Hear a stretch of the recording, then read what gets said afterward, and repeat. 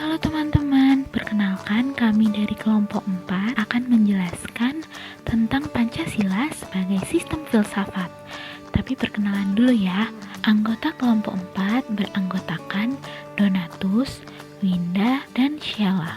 Happy watching!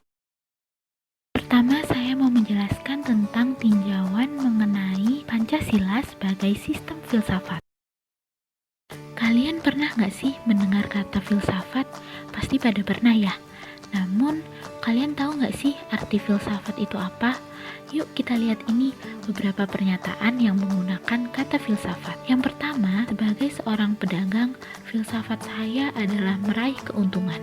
Yang kedua, saya sebagai seorang prajurit ini, filsafat saya adalah mempertahankan tanah air Indonesia ini dari serangan musuh sampai titik darah terakhir. Yang ketiga, Pancasila merupakan dasar filsafat negara yang mewarnai seluruh peraturan hukum yang berlaku. Contoh kalimat yang keempat, sebagai seorang wakil rakyat, maka filsafat saya adalah bekerja untuk membela kepentingan rakyat. Teman-teman, pernyataan nomor 1, 2, dan 4 adalah pernyataan filsafat secara informal, yakni kepercayaan atau keyakinan yang diterima secara tidak kritis. Namun, pernyataan nomor 3 adalah pernyataan filsafat secara komprehensif atau menyeluruh. Jadi, seluruh peraturan yang berlaku di Indonesia harus berdasarkan pada Pancasila. Yuk kita lihat lagi pernyataan nomor 3. Pancasila merupakan dasar filsafat negara yang mewarnai seluruh peraturan hukum yang berlaku. Nah, pada kalimat yang ketiga, dapat dijelaskan bahwa Pancasila merupakan suatu sistem mendasar dan fundamental karena mendasari seluruh kebijakan penyelenggaraan negara. Ketika sesuatu sistem bersifat mendasar dan fundamental, maka sistem tersebut dapat dinamakan sebagai sistem filsafat. Begitu ya teman-teman. Selanjutnya kita masuk pada mengapa Pancasila dikatakan sebagai sistem filsafat. Yang pertama, karena Soekarno memberi judul pidatonya Filosofi Synchronslah daripada Indonesia Merdeka. Dia menyampaikan pidato tersebut pada sidang BPUPKI 1 Juni 1945. Pancasila mendasari seluruh peraturan hukum yang berlaku di Indonesia. Artinya, nilai ketuhanan, kemanusiaan, persatuan, kerakyatan, dan keadilan harus mendasari seluruh peraturan perundang-undangan yang berlaku. Sambil teman-teman membaca kata-kata yang ada di PowerPoint, saya akan memberikan salah satu contoh peraturan perundang-undangan yang berdasarkan Pancasila. Undang-Undang Nomor 44 Tahun 2008 mengenai pornografi. Pasal 3 ayat A berbunyi, mewujudkan dan memelihara tatanan kehidupan masyarakat yang beretika, berkepribadian luhur, menjunjung tinggi nilai-nilai ketuhanan yang Maha Esa, serta menghormati harkat dan martabat kemanusiaan. Undang-undang tersebut memuat sila pertama dan sila kedua yang mendasari semangat pelaksanaan untuk menolak segala bentuk pornografi yang tidak sesuai dengan nilai-nilai agama dan martabat kemanusiaan. Seperti itu contohnya ya teman-teman.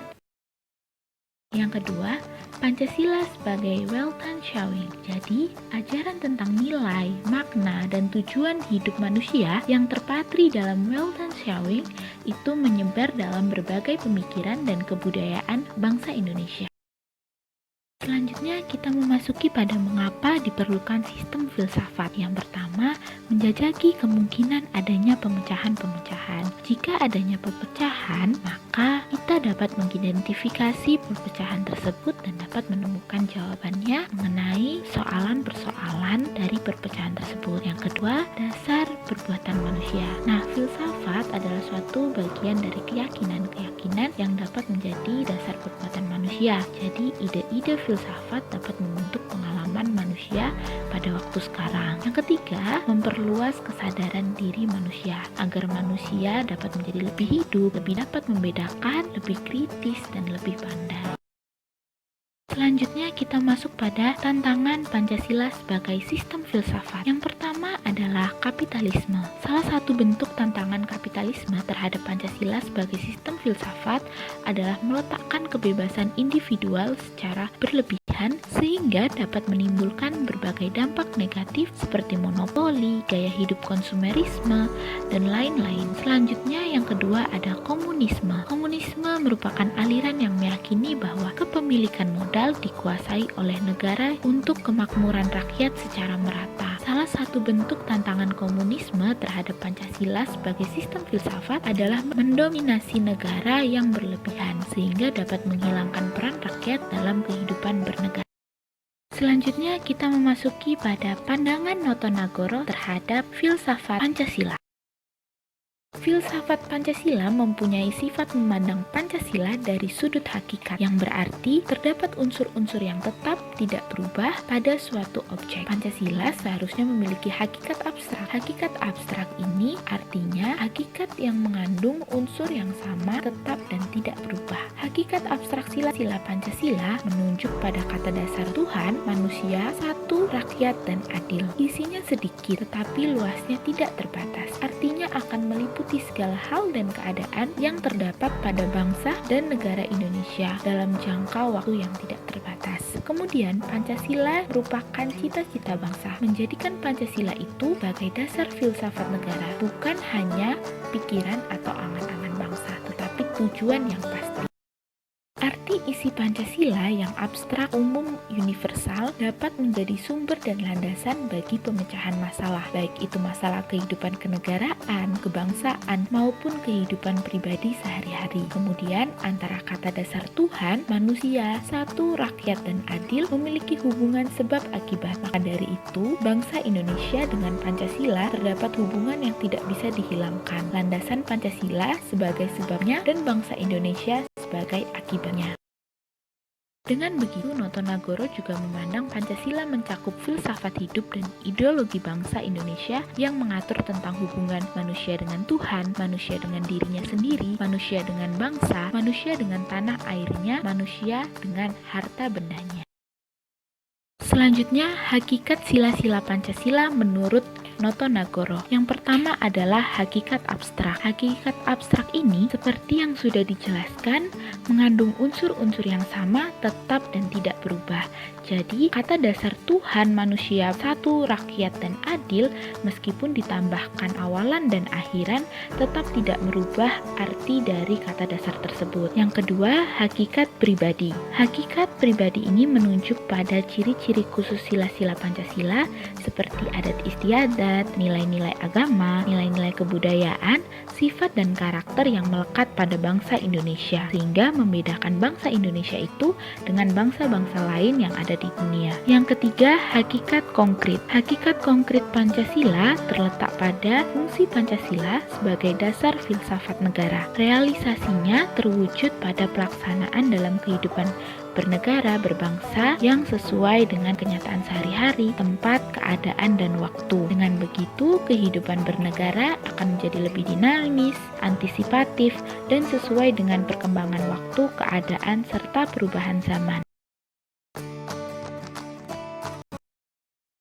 Diyarkara merangkum semua sila Pancasila dengan ada bersama dengan cinta kasih. Secara lebih jelasnya, ia menitikberatkan pada esensi kemanusiaan. Bagi Diyarkara, Pancasila adalah saripati filsafat manusia Indonesia. Hal ini berarti, Pancasila bukan hanya sebagai dasar negara, melainkan juga panduan untuk menjadi seorang manusia, khususnya di Indonesia. Maka, Diyarkara sangat menggarisbawahi kemanusiaan. Kemanusiaan sendiri berarti menghormati dan menjunjung tinggi sesama manusia. Baginya, hidup masyarakat adalah wujud dari pelaksanaan peri kemanusiaan. Hal ini dapat berwujud dengan tidak sewenang-wenang pada orang lain, tidak menyalahgunakan wewenang, menolak perbudakan, dan lain sebagainya.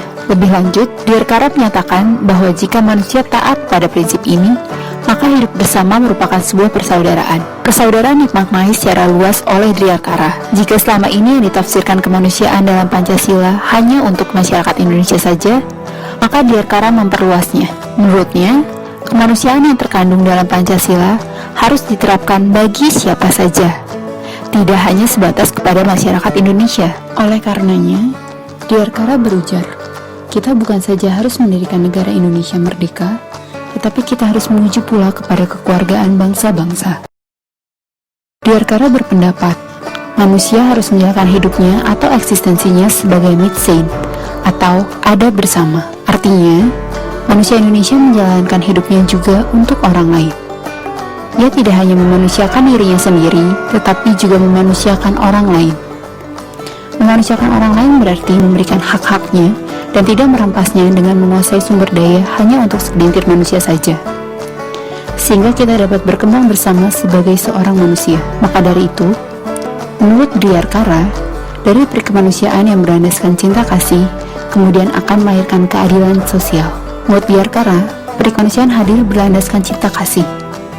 Sebab, cinta kasih tanpa hormat, tanpa menjunjung tinggi kemanusiaan, baginya adalah kemustahilan. Karena barang siapa yang mengaku dan merasakan cinta, tetapi memperalat yang dicintai untuk kepentingannya sendiri, maka itu bukanlah cinta yang sebetulnya. Itu merupakan wujud egoisme. Karena cinta sendiri berarti mengakui dan menghormati sesama manusia sebagai seorang pribadi. Dan pribadi tidak boleh dijadikan objek atau disamakan dengan barang. Oleh karena itu, kemanusiaan sendiri merupakan penjabaran dari nilai-nilai ketuhanan. Hal ini berarti, karena kita telah mendapat cinta kasih dari Tuhan, maka kita membagikannya kepada orang lain. Secara tidak langsung, dengan memanusiakan manusia lain, kita juga telah mengamalkan sila pertama, yakni ketuhanan. Kesatuan sila-sila Pancasila sebagai sistem filsafat. Kesatuan sila-sila Pancasila pada hakikatnya bukanlah hanya merupakan kesatuan yang bersifat formal, logis, namun juga meliputi kesatuan dasar ontologis, dasar epistemologis, serta dasar sosiologis dari sila-sila Pancasila. 1. Dasar antropologis sila-sila Pancasila. Dasar Pancasila sebagai suatu kesatuan sistem filsafat. Tidak hanya kesatuan yang menyangkut sila-silanya, melainkan juga meliputi hakikat dasar dari sila-sila Pancasila atau secara illusois meliputi dasar ontologis sila-sila Pancasila. Pancasila yang terdiri atas 5 sila bukanlah merupakan asas berdiri sendiri-sendiri, melainkan memiliki satu kesatuan dasar ontologis. Dasar ontologis Pancasila pada hakikatnya adalah manusia yang memiliki hakikat mutlak monopolaris. Oleh karena itu, hakikat dasar ini juga disebut sebagai dasar antropologis,